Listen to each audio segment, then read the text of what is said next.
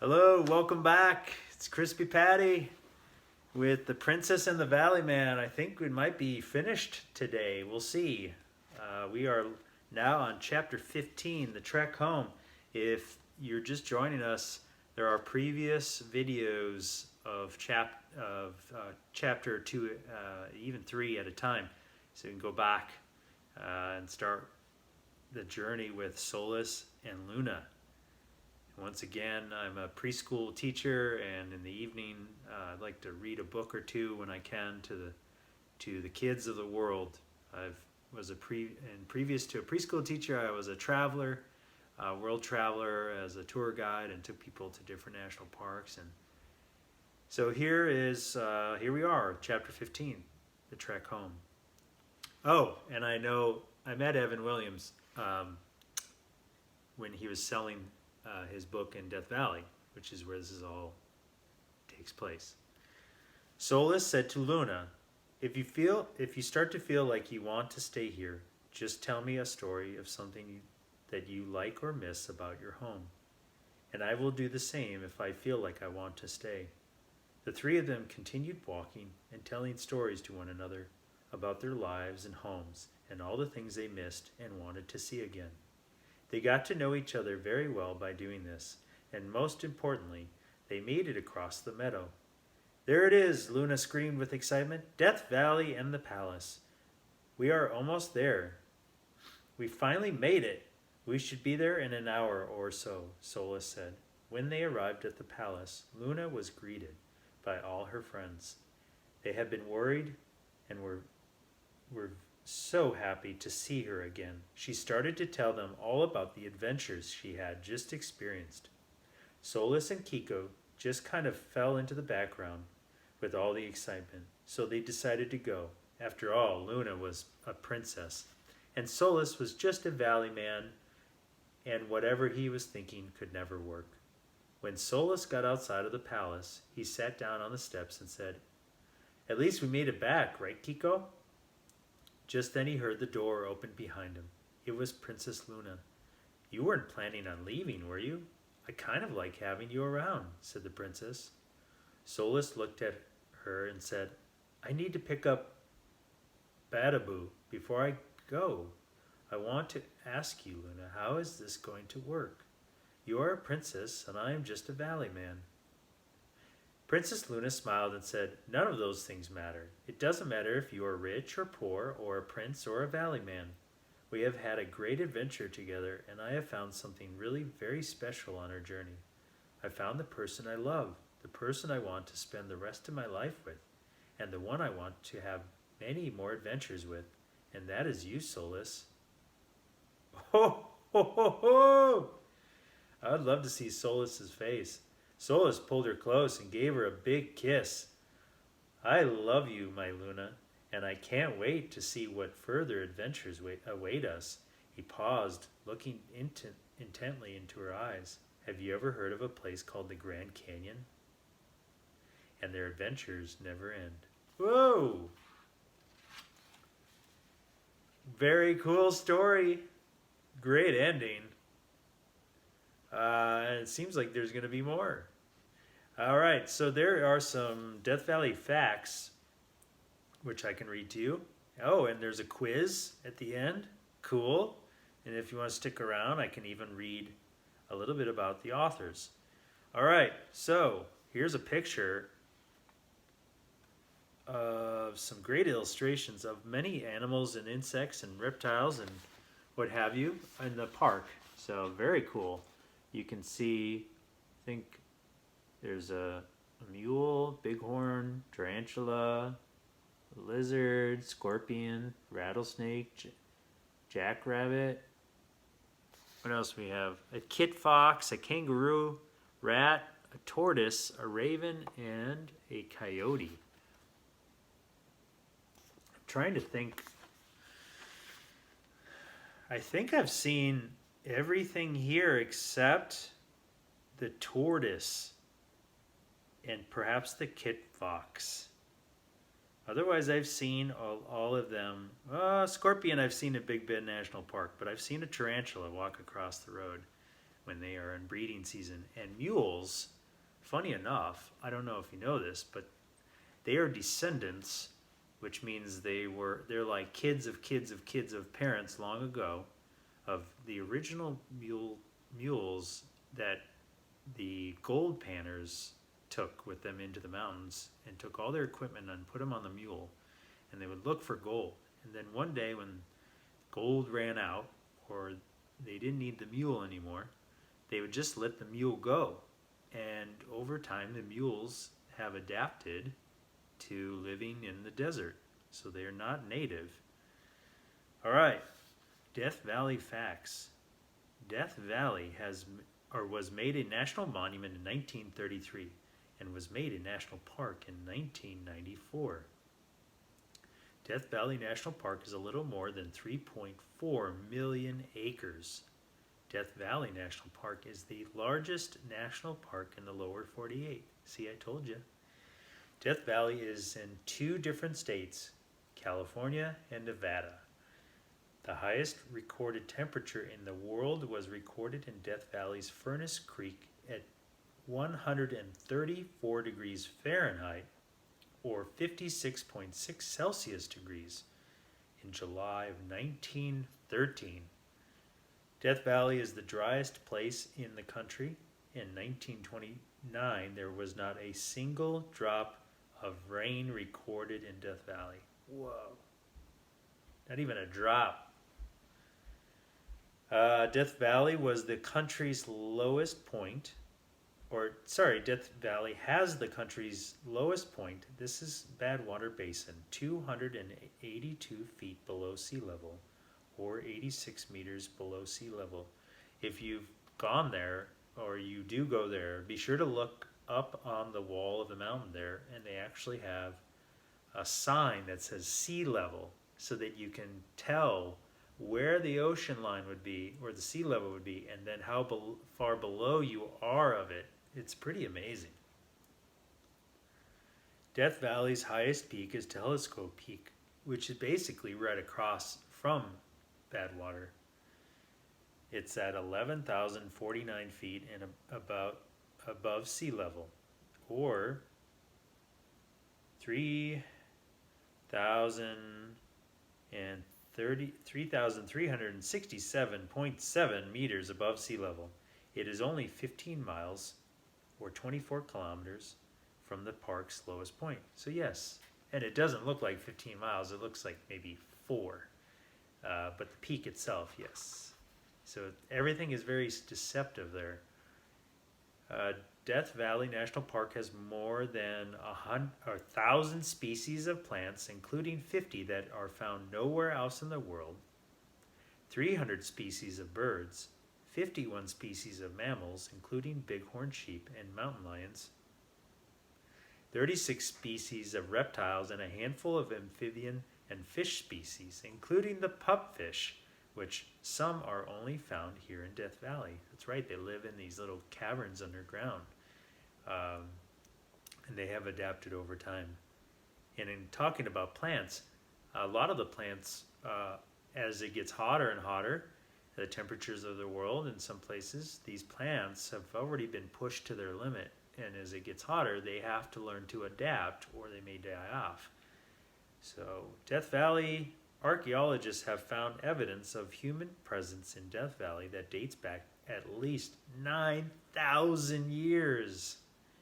The Timbisha Shoshone Native American tribe has inhabited Death Valley for the past 1,000 years. And yes, they are located in Death Valley. They have certain sections that are reserved for them. You can actually go there and have a native taco, as it talked about in the book. The palm trees in Death Valley are not native to the park. They have been introduced by man to the area, mostly used to grow dates. Yum. Dozens of scenes from the Star Wars movies have been filmed in Death Valley. Very exciting. It's true. Death Valley has thousands of old mines and dozens of old ghost towns where the miners once lived. And certainly be careful if you ever come across one, because you do not want to fall down into a mine. Uh, Rhyolite is one of the most popular ghost town near the eastern edge of Death Valley. Very cool place. Very cool. Just outside of Rhyolite, there is an outdoor sculpture park called the Goldwell Open Air Museum. Also very cool. Highly recommended. It is a non-profit museum which was organized in 2000 after the death of a Polish Belgian artist Albert Zukowski, who was best known as the sculptor of works that the artist termed ghosts.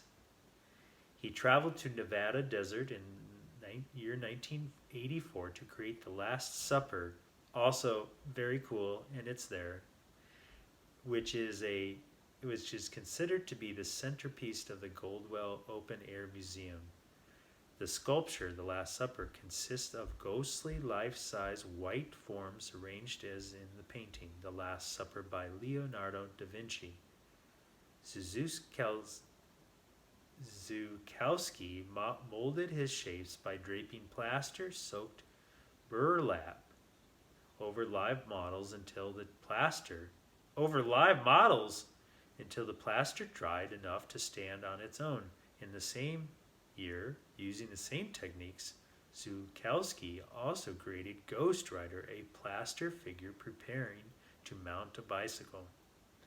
Death Valley was included as a UNESCO site in 1984 as a principal feature of its Mojave and Colorado Deserts Biosphere Reserve. Okay, book quiz. Now, I'm not going to share the answers with you because they are on their Facebook page. So if you go to the Princess and the Valley Man Facebook page, you will find the answers. But let's go through them anyways. What animal is the only animal in the park that is not of need to drink water? Do you remember? There was a story about this little creature. Was it A, kit fox, B, kangaroo rat, or C, tortoise? What kind of animal is Kiko? I'll give you a clue. Do you remember what the name of that is? Is it a raven, a roadrunner, or a tarantula? Now, what is the other name for the sea of sand?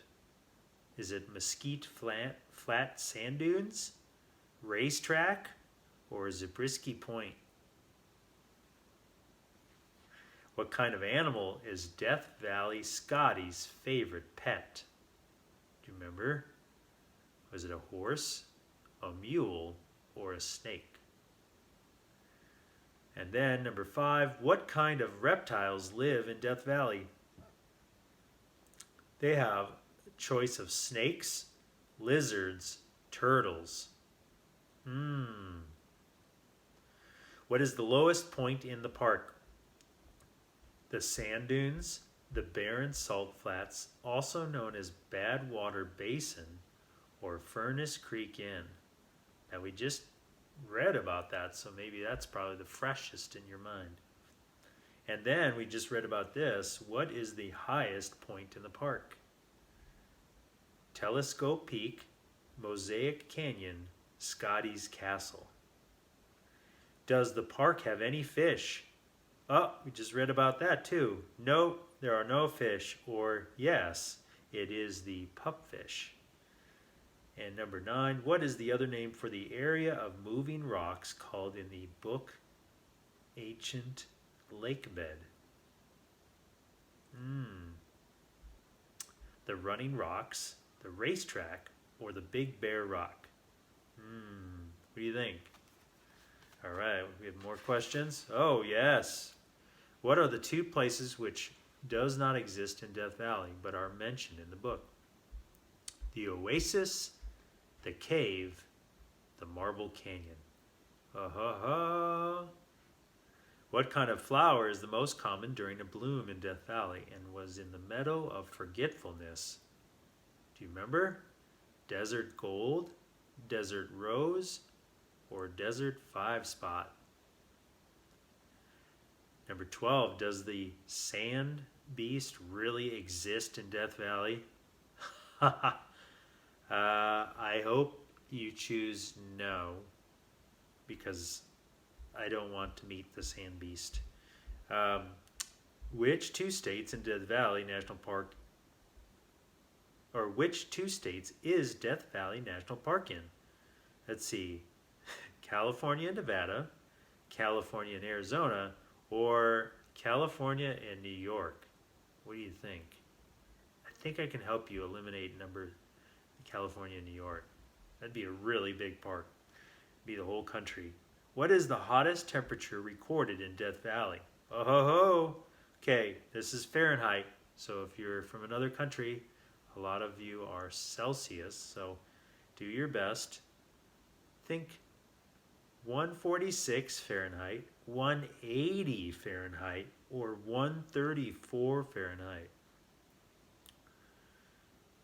How big is Death Valley National Park? 3.4 million acres, 1.5 million acres, or 527,000 acres. When did Death Valley become a national park? Oh, this is a tricky one. 1933, 1894, or 1994. What is the name of the Native American tribe that lives in Death Valley? Aha! The Navajo, the Timbisha Shoshone, or the Pawnee? Number 18. What can you take as a souvenir from national parks? Oh, this is a great question. Rocks, plants, animals, or, I'll give you a clue, none of the above. Pictures. All right. What should you always do visiting National Park? Always clean up after yourself and be sure all your trash goes to the proper location. Always be respectful of other guests. Always be sure to keep safe distance from the wildlife. Or all of the above. All of the above. All right. We are going to read about Dorota Cluza, I hope I pronounced that right, was born on September 27, 1976 in Lupin. She graduated with 2 master's degrees in law at the Mickiewicz University, I hope I pronounced that, in Poznan, as well as at the European University Viadrina in Frankfurt oder. She is a world traveler, writer, actress, model, and translator. She speaks Polish as her native tongue, then also English, German, Spanish, and some Russian as well. Privately, she is passionate about traveling, music, dancing, cinema, as well as extreme sports and scuba diving. The magic of connecting with nature inspired her to create the tale of the Princess and the Valley Man. She hopes the story will transport the readers to another time and place. Her life motto is, "Sky has no limits." That's nice. There you go. There's a picture of her. All right, let's move on to Evan Williams. He was born and raised in a small town called Tremonton in North Utah. Tremonton? In northern Utah, but living in Los Angeles now. He served in the United States Army for nearly 9 years, where he had the opportunity to travel all over Europe and the Middle East. Later on, he moved to southern Utah and attended the Southern Utah University, where he earned a bachelor's degree in National Resource Management. During and after his studies, he worked for the National Park Service as a park ranger at the Grand Canyon and Death Valley National Parks. Wow, can you hear that? Some kids outside. It's more or less the first day of spring. It is so nice outside, and so they are enjoying that thoroughly. Okay, his park ranger experience and love for traveling, adventure, and the great outdoors gave him inspiration to write the tales of the princess and the valley man. All right. Oh boy. Oh my goodness. Will we try to say this name? Malgorzata Barchikowska Nazaruzuk. I am so sorry if I am not pronouncing that even remotely close. Here, I'll show you. Here's a picture of Evan Williams, who I met, remember? Nice guy. He's in the military and national park system. All right, and then there's that name. Have a look at it. Unless that's your native language, I did my best. I should probably ask them, but perhaps I will meet all three of them one day. Let's see here. I've met Evan, is what I meant. I'll meet the other two. Okay. Was born in 1975 in Malbork and living in Warsaw now. She graduated from the State Secondary School of Fine Arts in Olsztyn. Oh my goodness. And then the Academy of Fine Arts in Gdansk. Her works are admired in Poland and abroad. She creates new projects, and her exhibitions and artistic shows are highly appreciated. The great inspirations for the artist are two daughters, nature, and dreams. She loves reading, designing, cooking, and traveling. Drawing illustrations for books is one of her greatest childhood dreams. Whoa, cool! One of her dream came true. All right. Oh, here's some cool pictures of real, actual in Death Valley. You can see. So there's the moving rocks right there.